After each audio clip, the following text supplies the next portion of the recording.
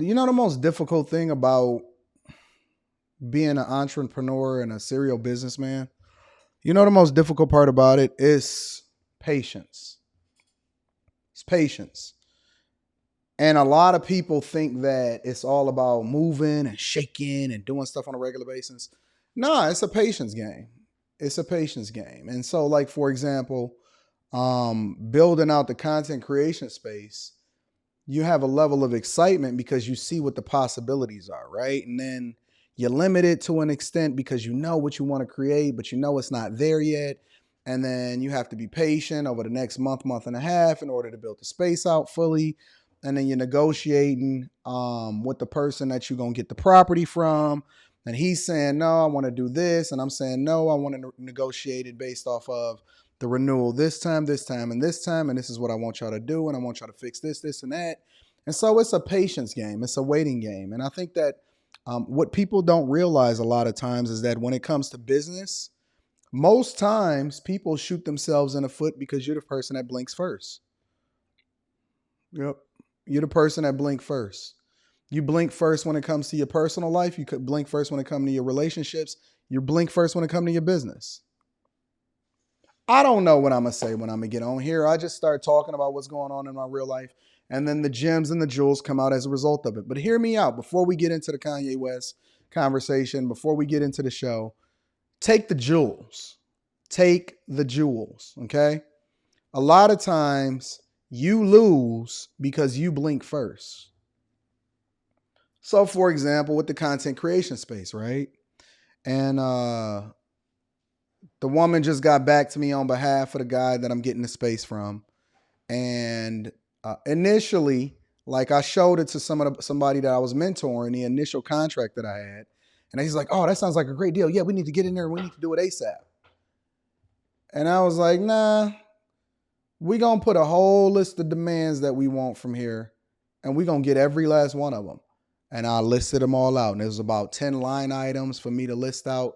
And then she didn't get back to me right away. And then the guy that I was mentoring said, Anton, what's going on with the space? You're not going to get it or whatever? And I'm like, fam, patience. Good things come to those that have patience.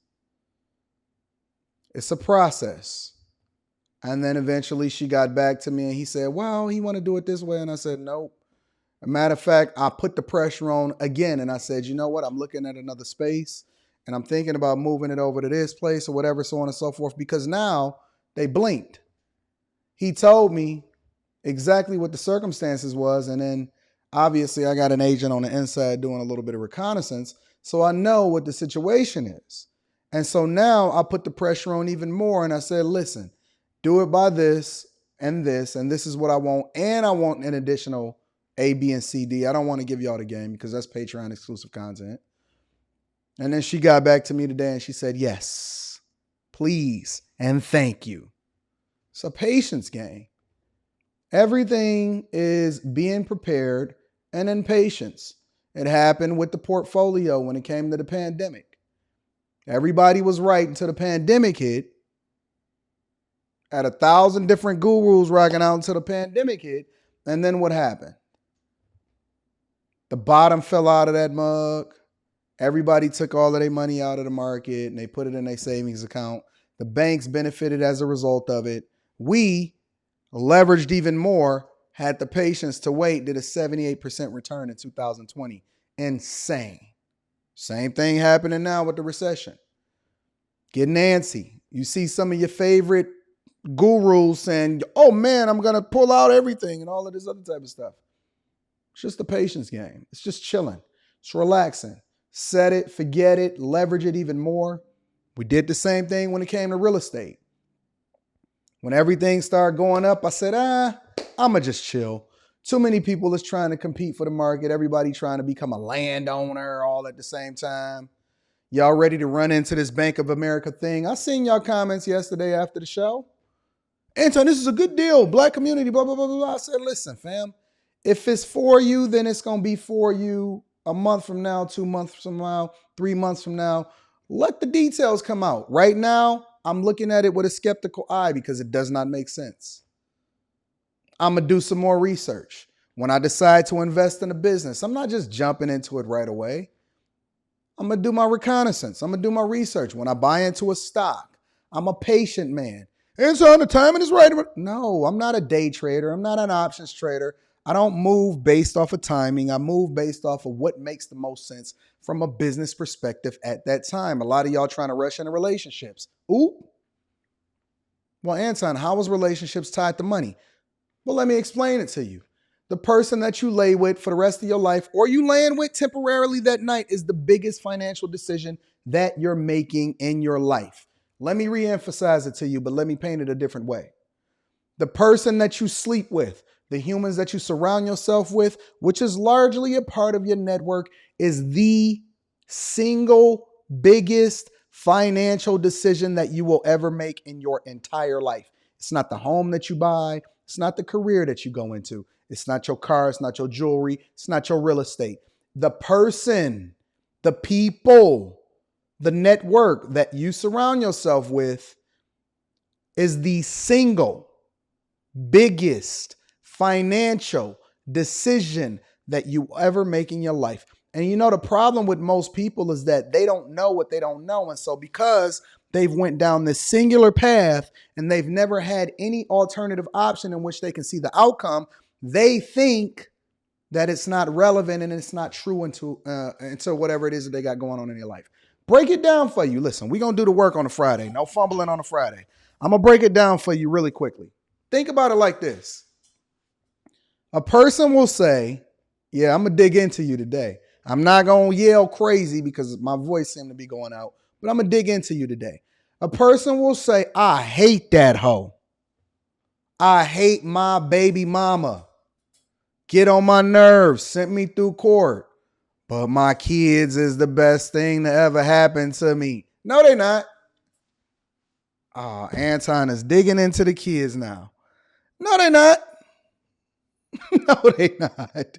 Your life would have been better off not having the kids that you have with the woman that you saying that you hate so much. They here now. You've already loved on them. You've bonded with them like Jacob and what was the wolf? Jacob versus something in the Twilight series. Jacob versus Joseph. Whatever they were selling them Twilight shirts. You've trauma bonded with these children. Y'all poor, broke, busted, dusted, and disgusted. But because you fed them a little bit of Similac when they was younger, now you saying, but I would never change anything if I had to do it all over again, because you don't know what you don't know. All you know is this path. That's all you know. You've trauma bonded with your situation, and because you've attached yourself, you've imprinted on it like the wolf in the Jacob versus whatever the series in Twilight. That's all you know. You know one path, so you don't know any other alternative. But deep down inside of your soul, inside of your heart, patience was the thing that undid you. And so you say, well, I would never change anything, so on and so forth. Well, of course you would never give your kids back because you've bonded with them. You've raised them. You've had an intimate connection with them. But in reality, there's an alternate reality that would be much, much, much, much greater than you. So the dilemma is this, okay? Roll with me here. This is the dilemma. You see how God be working? I don't even know what I'm going to talk about in the morning. The dilemma is this. The reason that the communities that you're a part of and the family that you're aligning with and the people that you call friends and family, the reason why you can't detach yourself from them in order to do the thing that's the best for you is because you continue to settle for your circumstances because it's all you know. You rock with your circumstances and we continue to pass that trauma and that same blueprint down from generation to generation to generation because we continue to emphasize how we wouldn't do it any differently despite how fucked up our situations are. But let me give you an alternative reality. That dick discipline that you didn't emphasize, that you needed to have, that focus, it would have got you a better career. Yep. You would have had a much different situation.